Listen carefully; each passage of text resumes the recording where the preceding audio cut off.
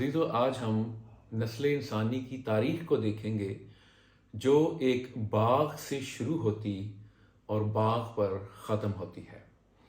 پیدائش کی کتاب اس کا دوسرا باب اور اس کی 8ویں آیت میں لکھا، اور خداوند خدا نے مشرق کی طرف عدن میں ایک باغ لگایا اور انسان کو جسے اس نے بنایا تھا وہاں رکھا۔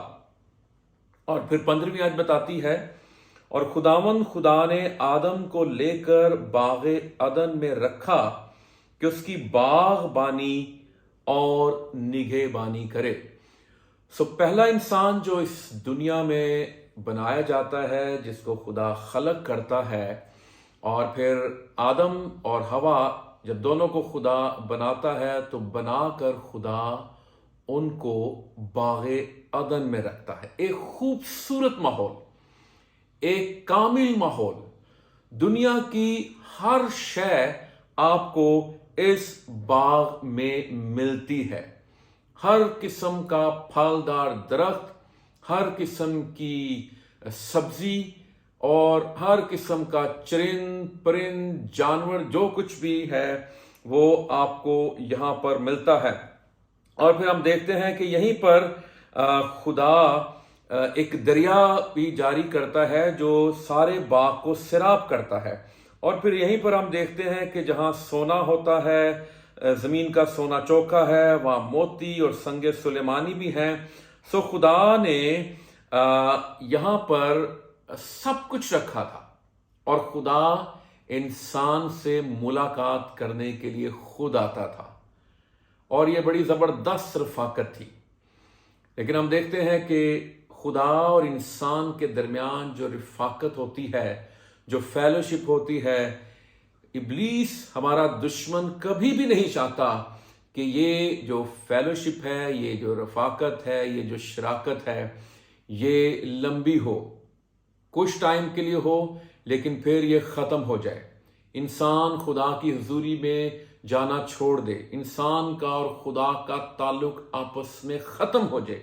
اور ابلیس شروع ہی سے یہ کرتا آیا ہے، اور ہمیں ضرور ابلیس کے ان حربوں کو اپنے ذہن میں رکھتا ہے۔ اور ہم یہ جانتے ہیں کہ آدم اور حوا سے جب گناہ ہوا تو پھر خدا ان کو باغ عدن سے نکال دیتا ہے۔ آدم اور حوا سے جب تک گناہ نہیں ہوا تھا، خدا کے ساتھ ان کی رفاقت قائم اور دائم رہی تھی، لیکن گناہ کے باعث یہ رفاقت ٹوٹ گئی۔ خدا کا جلال جو ان کے چوگرد تھا، جلال ان سے اٹھ گیا، اور لکھا ہے، بائبل میں لکھا ہے کہ سب نے گناہ کیا اور خدا کے جلال سے محروم ہیں۔ اور پھر اسی باغ میں ہم دیکھتے ہیں کہ خدا نے جو آدم زندگی رکھتا تھا، بلکہ ابدی زندگی رکھتا تھا، اس پر موت وارد ہوئی، اور پہلی موت جو انسان پر آئی وہ جسمانی موت نہیں تھی، بلکہ وہ روحانی موت تھی۔ اور موت کیا ہے؟ موت کا لفظی مطلب ہے جدا ہونا یا جدائی۔ جب ہماری روح ہمارے جسم سے الگ ہو جاتی ہے، جدا ہو جاتی ہے، تو یہ جسمانی موت ہے۔ لیکن جب ہماری روح خدا سے جدا ہو جاتی ہے، جب ہمارا تعلق خدا سے الگ ہو جاتا ہے، تو پھر یہ روحانی موت ہے۔ یہاں پر لعنت آتی ہے، یہاں پر پھر آدم اور حوا کو سزا سنا دی جاتی ہے۔ اور پھر ہم دیکھتے ہیں تیسرے باب میں کہ جب انہوں نے نیک و بد کی پہچان کے درخت کا پھل کھا لیا، اور خدا نے لکھا ہے تیسرے باب میں 22ویں آیت میں لکھ کر، خداوند خدا نے کہا، دیکھو انسان نیک و بد کی پہچان میں ہم میں سے ایک کی مانند ہو گیا، اب کہیں ایسا نہ ہو کہ وہ اپنا ہاتھ بڑھائے اور حیات کے درخت سے بھی کچھ لے کر کھائے اور ہمیشہ جیتا رہے۔ اس لیے خداوند خدا نے اس کو باغ عدن سے باہر کر دیا تاکہ وہ زمین کی جس میں سے وہ لیا گیا تھا کھیتی کرے، چنانچہ اس نے آدم کو نکال دیا۔ یہ الفاظ یہ خدا کے دکھ کو بھی ظاہر کرتے ہیں۔ خدا نے کتنے جسے کہتے ہیں محبت سے انسان کو بنایا، محبت سے خدا نے انسان کو تخلیق کیا، اور محبت سے خدا نے اس کے لیے ایک باغ سجایا، باغ بنایا، اور وہاں پر خدا نے ایک خوبصورت ماحول میں اس کو رکھا۔ لیکن لکھا ہے اس کو باغ عدن سے باہر کر دیا۔ اب خدا جب اسے باغ عدن سے باہر کر رہا ہوگا اور خدا جب اس کو باغ عدن سے نکال رہا ہوگا تو خدا کے دل کی حالت کیا ہوگی؟ باغ عدن کے مشرق کی طرف کروبیوں کو اور چوگرد گھومنے والی شعلہ زن تلوار کو رکھا کہ وہ زندگی کے درخت کی راہ کی حفاظت کریں۔ جیسے میں نے پہلے کہا کہ انسان کی جو تاریخ ہے وہ ایک باغ سے شروع ہوتی ہے اور وہ ایک باغ میں ختم ہوتی ہے۔ مکاشفہ کی کتاب اس کے 22ویں باب کی 14ویں آیت پڑھیں تو وہاں پہ لکھا ہے، مبارک ہیں وہ جو اپنے جامے دھوتے ہیں کیونکہ وہ زندگی کے درخت کے پاس آنے کا اختیار پائیں گے۔ باغ عدن سے آدم اور حوا کو نکال دیا گیا اور پھر زندگی کے جو درخت تھا اور اس کی جو راہ تھی وہاں پر خدا نے شعلہ زن تلواروں کو رکھ دیا تاکہ وہ اس درخت میں سے نہ لے کر کھائے۔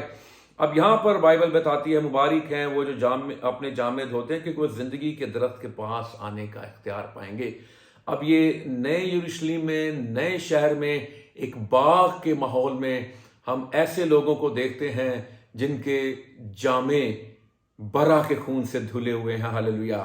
اور جو ان پر قدغن لگا دی گئی تھی باغ عدن میں، جو رکاوٹ لگا دی گئی تھی، جو راستے بند کر دیے گئے تھے، لیکن جب آپ یسوع مسیح کے خون سے دھل جاتے ہیں تو پھر وہی راستے جن میں رکاوٹیں ہوتی ہیں، خدا جو دروازے بند کر دیتا ہے وہ دروازے، وہ راستے خدا آپ کے لیے کھول دیتا ہے، ہاللویا۔ اور پھر لکھا ہے وہ زندگی کے درخت کے پاس آنے کا اختیار پائیں گے اور ان دروازوں سے شہر میں داخل ہوں گے۔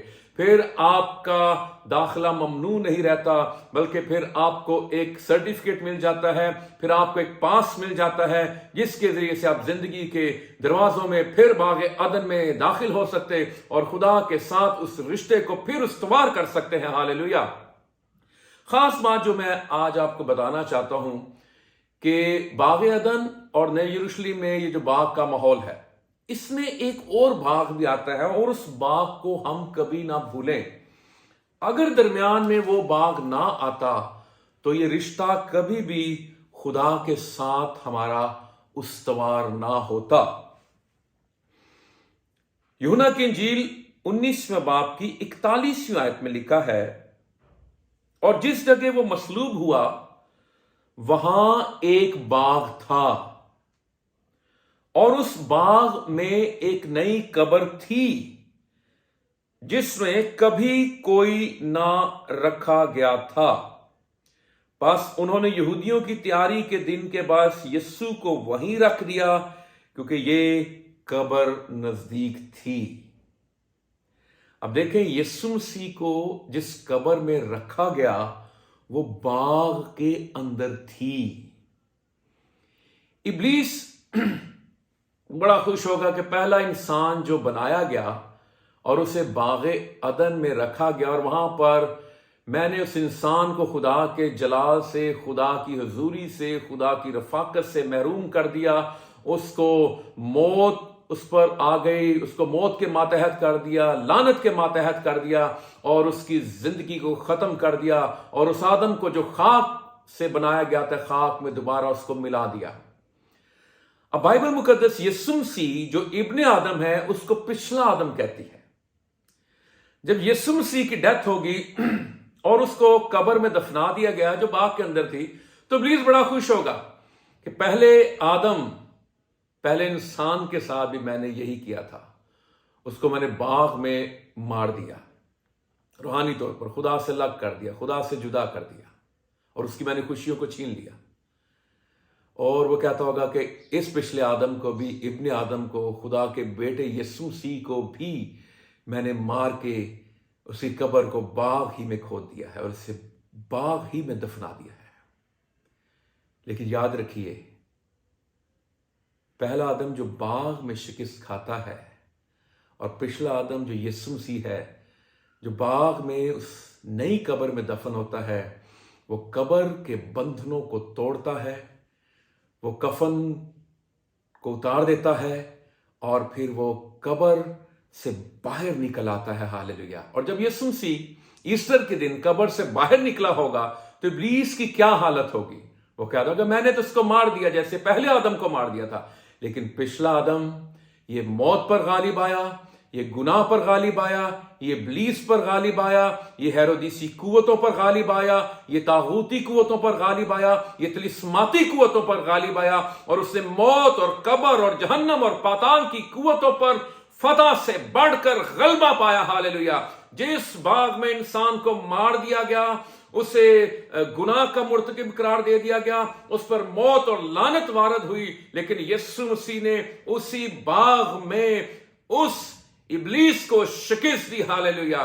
جیسے یاد رکھیے پطرس جو گنیسرت کی جھیل پر ساری رات شکار کرتا رہا، لیکن اس کے ہاتھ کچھ نہیں آتا ہے، اور جب یسوع مسیح اس کی کشتی میں سوار ہوتے ہیں تو پھر یسوع مسیح سے کہتے ہیں گہرے میں لے چل اور دائیں طرف جال ڈالو، اور پطرس کہتا کہ ساری رات محنت کی کچھ ہاتھ نہ آیا۔ یسوع مسیح نے کہا کہ اب پہلے تیری محنت میرے بغیر تھی، اب تیری محنت میرے ساتھ ہے۔ پہلے تیری کشتی میں میں نہیں تھا، اب تیری کشتی میں میں ہوں۔ یسوع مسیح نے یہ نہیں کہا کہ جال بدل دو، کشتی بدل دو اور مچھیرا بدل دو، جھیل بدل دو۔ یسوع مسیح نے کہا یہی جال ہوگا، یہی کشتی ہوگی، یہی مچھیرا ہوگا، یہی جھیل ہوگی، اور یسوع مسیح نے اسی ناکام پطرس کو فتح میں تبدیل کر دیا، اس کی ناکامی کو فتح میں بدل کر رکھ دیا۔ ہالیلویہ۔